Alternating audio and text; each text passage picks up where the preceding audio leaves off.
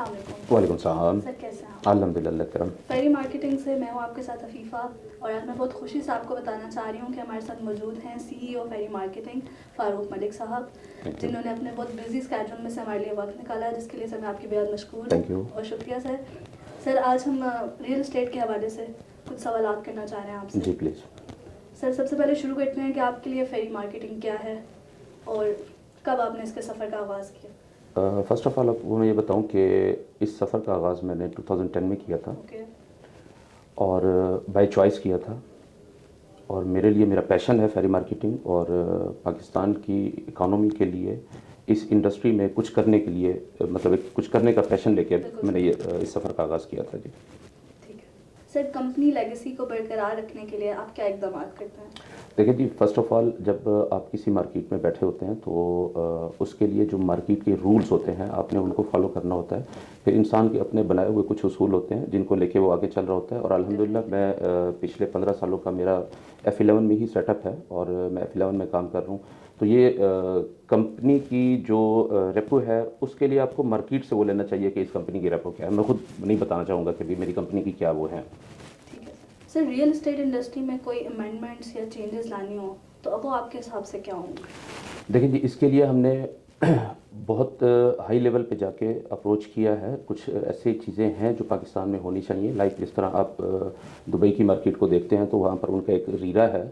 तो पाकिस्तान में इस तरह का कोई सेटअप नहीं है, जिसके लिए हमने बहुत ज़्यादा कोशिश की भी है, कर भी रहे हैं, और होपफुली हम इसमें इंशाल्लाह एक दिन कामयाब भी होंगे कि रियल इस्टेट को एक इंडस्ट्री का दर्जा दिया जाए और इसमें प्रॉपर बाई लॉज हों। जिस तरह मतलब आप दुबई में जाते हैं, आपको रियल इस्टेट एजेंट बनने के लिए एक मराहिल से गुजरना होता है, उसकी एक एजुकेशन है, फिर उसके एग्ज़ाम्स हैं, तब जाके मतलब यानी कि आप इस फील्ड को ज्वाइन कर सकते हैं। यहाँ पर थोड़ा सा ये है कि मतलब मैं वो लफ्ज़ इस्तेमाल नहीं करना चाहूँगा, लेकिन जिस बंदे का दिल करता है उठ के रियल इस्टेट फील्ड को ज्वाइन कर लेता है, उसकी बाकायदा तौर पे यहाँ पर कोई स्ट्रक्चर नहीं है। तो इसके लिए हम चाहते हैं कि इस तरह का हो, सेम लाइक दुबई का जिस तरह का सेटअप है वो हम पाकिस्तान में लाना चाह रहे हैं। Definitely. Sir real estate industry मईशत को इस्तेकाम पहुंचाने में क्या किरदार अदा कर सकती है? देखिए जी, सबसे पहले तो आप एक चीज़ पे गौर करें कि जो रियल एस्टेट की इंडस्ट्री है, इसके साथ मुल्क की अराउंड 60 इंडस्ट्रीज़ ऐसी हैं जो चलती हैं। बिल्कुल सर। ठीक है जी, मैं रियल एस्टेट और कंस्ट्रक्शन को जो है वो कर रहा हूँ क्योंकि हमारी दोनों फील्ड्स हैं। तो आप रियल एस्टेट को सिर्फ रियल एस्टेट के तौर पे ना देखें, आप ये देखें कि इसके साथ जुड़ी हुई 60 ऐसी इंडस्ट्रीज़ हैं जो बैक वक्त ये इंडस्ट्री उनको लेकर चल रही होती है। और जो इसमें सबसे बेसिक पॉइंट है वो ये है कि हमारी जो कंस्ट्रक्शन या रियल एस्टेट है, इसमें डायरेक्टली तौर पे मजदूर इन्वॉल्व होता है। बिल्कुल। तो ये आप का सवाल जो है कि क्या किरदार अदा कर सकते हैं मुल्क में मुल्क की इकानमी को चलाने के लिए, रियल एस्टेट रीढ़ की हड्डी है। आप इसको किसी तरह भी मतलब किसी दूसरी इंडस्ट्री के साथ आप कंपेयर ही नहीं कर सकते। ये बहुत बड़ी फील्ड है। तो मुल्क की इकानमी के लिए रियल एस्टेट का चलना, कंस्ट्रक्शन फील्ड का चलना बहुत ज़्यादा ज़रूरी है। सर हमारे देखने वाले क्लाइंट्स को आप क्या मशवरा देंगे कि किसी भी प्रोजेक्ट में इन्वेस्ट करने से पहले किन किन चीज़ों को मद्देनज़र रखना चाहिए? ये बहुत ज़बरदस्त आपने क्वेश्चन किया है कि जो क्लाइंट है उसको क्या देखना चाहिए जब किसी प्रोजेक्ट में वो इन्वेस्टमेंट कर रहा है। देखिए, सबसे पहले तो इसमें किरदार आ जाता है मिडल मैन का, जिसको हम ब्रोकर कहते हैं, रियल एस्टेट एजेंट कहते हैं, कि वो अपने क्लाइंट की सेफ्टी के लिए, सिक्योरिटी के लिए, कि जिस प्रोजेक्ट में वो इन्वेस्टमेंट कराना चाह रहा है तो उसमें ये देखे कि इस प्रोजेक्ट की अपनी क्रेडिबिलिटी क्या है, या जिस जगह वो इन्वेस्ट करा रहा है वो जो बिल्डर है उसकी अपनी क्रेडिबिलिटी क्या है। पाकिस्तान में इंतहाई अफसोस के साथ मैं कहूँगा कि कुछ चंद लोग हैं, बहुत कम इस तरह के लोग हैं जो प्रॉपर वे में जाके काम करते हैं। अब आप मार्केट में प्रोजेक्ट्स उठा के देख लें, उनकी एडवर्टाइजमेंट स्टार्ट हो जाती है, सेल स्टार्ट हो जाती है, लेकिन उनके पास एनओसीज़ नहीं होते। इसी तरह सोसाइटीज़ हैं जिनके पास लैंड्स नहीं है, लेकिन गवर्नमेंट लेवल पे उनका कोई चेक एंड बैलेंस इस तरह नहीं है। अभी कुछ चीज़ें इसमें ऐड हो रही हैं गवर्नमेंट की तरफ से जो कि बहुत ज़्यादा खुशाइंद है। देखना ये चाहिए कि जिस प्रोजेक्ट में इन्वेस्टमेंट मैं करा रहा हूँ किसी पार्टी की, वो डायरेक्ट बायर है या ब्रोकर है, इन दोनों को मैं बात कर रहा हूँ, कि जिस प्रोजेक्ट में इन्वेस्टमेंट कर रहे हैं क्या वो गवर्नमेंट से अप्रूव्ड है, क्या जिस जगह पे वो बन रहा है उसकी लोकेशन कैसी है, क्या मुझे अपने क्लाइंट को यहाँ पर इन्वेस्टमेंट करानी चाहिए।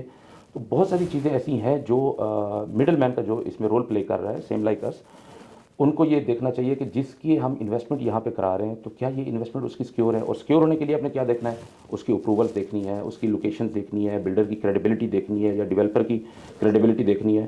तो इन चीज़ों को लाजमी मतलब मैं आपको इसको मैं अगर एक और चीज़ बताऊं कि मेरे सीनियर थे सेम लाइक मेरे उस्ताद, तो वो कहते थे प्रॉपर्टी को परचेज़ करने के लिए 3 असूल होते हैं। फर्स्ट ऑफ ऑल आपने ये देखना है कि उसकी लोकेशन क्या है, ठीक है। सेकेंडली आपने देखना है उसकी लोकेशन क्या है, लोकेशन। सेम थर्ड टाइम भी आप जब देखेंगे तो देखेंगे इसकी लोकेशन क्या है। तो लोकेशन के साथ साथ अभी जो मामलात हैं तो उसमें आपने ये भी देखना है उस बिल्डर की, डेवलपर की क्रेडिबिलिटी क्या है, इससे प्रीवियस अगर उसने कोई काम किया है तो उसके मतलब डिलीवरी टाइम क्या है, या उसने जो दी है उसकी क्वालिटी क्या है, क्वालिटी वर्क्स उसने क्या किया है। तो और थर्ड आपने ये देखना है कि इस टाइम जो गवर्नमेंट के बायलॉज हैं वो उनको मीट करता है या नहीं करता, अप्रूवल्स उसके पास हैं या नहीं है। तो ये चीज़ें। ओके सर, आजकल के हालात में पाकिस्तान में इन्वेस्टमेंट जो है वो प्रॉफिटेबल हो सकती है? हाँ देखें, सबसे जो बेसिक चीज़ होती है जब आप कोई चीज़ परचेज़ करते हैं तो आपकी परचेजिंग अच्छी होनी चाहिए। बिल्कुल सर। अगर आपकी परचेजिंग अच्छी है और आपने अच्छे टाइम पे परचेज़ किया है तो डेफिनेटली आप उसमें प्रॉफिट लेते हैं। इस टाइम क्योंकि पिछला कुछ टेन्योर जो है वो रियल इस्टेट के हवाले से कोई ख़ास अच्छा नहीं गुजरा। अभी चूँकि इलेक्शन भी हो चुके हैं और गवर्नमेंट भी कोई साइड लेगी, तो एक इस्तेहकाम आएगा जिससे आपके इन्वेस्टर्स का, फॉरेन इन्वेस्टर हो या लोकल इन्वेस्टर हो, उसका जो है वो कॉन्फिडेंस जो है वो गवर्नमेंट पे थोड़ा बढ़ जाता है जब एक सेटअप आ रहा हो। तो ये टाइम जो है बहुत बेहतरीन टाइम है इन्वेस्टमेंट करने का रियल इस्टेट में, क्योंकि परचेजिंग इस टाइम बहुत अच्छी हो रही है। ठीक है। तो इससे बेहतर टाइम मेरा नहीं ख्याल, और ना ही अल्लाह करे कि कोई इससे मज़ीद बेहतर टाइम है परचेजिंग के लिए। तो it's suitable time for purchasing. Okay sir, investment के हवाले से इस्लामाबाद का कौन सा इलाका या कौन सी लोकेशन जो है वो बेहतरीन है? अच्छा, इसमें मैं आपको एक चीज़ बताऊं कि ये डिपेंड कर रहा होता है कि आप कहाँ से हैं। ठीक है। ठीक है, सपोज़ मैं अगर सिर्फ इस्लामाबाद की बात करूं तो जो केपी से लोग यहाँ पर ट्रैवल करते हैं तो उनके लिए ये साइट ज़्यादा सूटेबल करती है। लाइक B17 हो गया या D17, D12 साइट, ये उनको ज़्यादा सूट करता है। अब इसी तरह बेसिक ये है कि आपको इन्वेस्टमेंट करनी चाहिए किसी अच्छी जगह पे। ठीक है सर। वो आप, मैं कंपेयर नहीं कर रहा किसी एक दूसरे के साथ, ना किसी को फोकियत दे रहा हूँ। अब अपने हिसाब से ये देखें कि आपने CDA में रहना है, आपने RDA में रहना है, आपने बहरिया जाना है, DHA जाना है, B17 जाना है। तो फर्स्ट ऑफ ऑल तो आप ये देखेंगे कि सूटेबल आपके लिए कौन सी जगह है। थर्ड ये होता है कि आप सिर्फ इन्वेस्टमेंट करना चाहते हैं, मतलब वहाँ पर आपका रहना या कोई प्रोजेक्ट करना मकसद नहीं है। तो इसके लिए फिर मुख्तलिफ चीज़ें आ जाती हैं कि आप इन्वेस्टमेंट किस चीज़ में कर रहे हैं। प्लॉट में करना चाह रहे हैं, कोई अपार्टमेंट बुक कराना चाह रहे हैं, कमर्शियल में करना चाह रहे हैं। तो ये सारी चीज़ें हैं। इन्वेस्टमेंट करें इस टाइम, ये इन्वेस्टमेंट का सूटेबल टाइम है। ठीक है। ये ना देखें, हाँ ये ज़रूर देखें कि जहाँ इन्वेस्टमेंट कर रहा हूँ उस एरिया की क्रेडिबिलिटी क्या है। मैं ये नहीं कह रहा कि आप किसी गांव देहात में जाके इन्वेस्टमेंट कर लें और 20-20 साल अपने नेक्स्ट जनरेशन के लिए जो है आप देखते रहें कि क्या होगा या क्या नहीं होगा। करंट आप ये विज़िट करें, पूरा इस्लामाबाद है, हर जगह पे सिर्फ क्रेडिबल जो है प्रोजेक्ट्स में ज़रूर करें जिस जगह दिल करता है। सर, पहले भी आपने इसका जिक्र किया, रियल एस्टेट इंडस्ट्री में ब्रोकर का क्या किरदार है? रियल इस्टेट की इंडस्ट्री में किरदार ही सारा ब्रोकर का है जी। अब एक बंदा, मैं आपको एग्जांपल दूं, सपोज दुनिया के किसी कोने में बैठा है, अमेरिका है, स्पेन है, आजकल तो वैसे डिजिटल दौर है, उसका मोबाइल जो है वो उसके लिए पूरी दुनिया है, किसी भी चीज़ को बैठ के वो सर्च कर सकता है।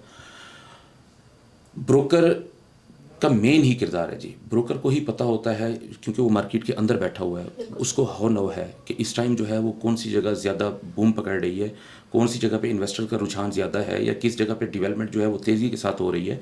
तो ये सारा किरदार ब्रोकर का ही है जी। ब्रोकर ही है जो अपने इन्वेस्टर को लेकर डूबता है, या ब्रोकर ही है जो उसको दिन रात उसके लिए मेहनत करके उसको अमीर बनाता है। ठीक है, डेफिनेटली सर। सर, 2024 में रियल एस्टेट इंडस्ट्री में क्या बूम देख रहे हैं आप? शुक्र है जी, गवर्नमेंट अभी 2024 के स्टार्ट में ही बन गई, और 2024 जो है रियल इस्टेट के लिए बहुत कामयाब साल होगा। ये आप देखेंगे कि क्योंकि पिछले 2 साल जो है, क्योंकि गवर्नमेंट की स्टेबिलिटी नहीं थी, जिसकी वजह से इन्वेस्टर का थोड़ा जो एतमाद था वो गिरा है।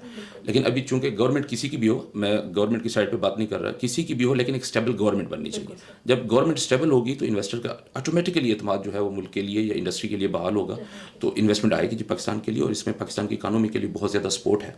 इन लास्ट कोई ऐसी सजेशन या एडवाइस जो हमारे सुनने वालों को, इन्वेस्टर्स को, क्लाइंट्स को आपकी तरफ से? एक ही सजेशन है जी, इन्वेस्टमेंट करें क्रेडिबल लोगों के साथ। ठीक है, thank you so much sir for your time. Thank you.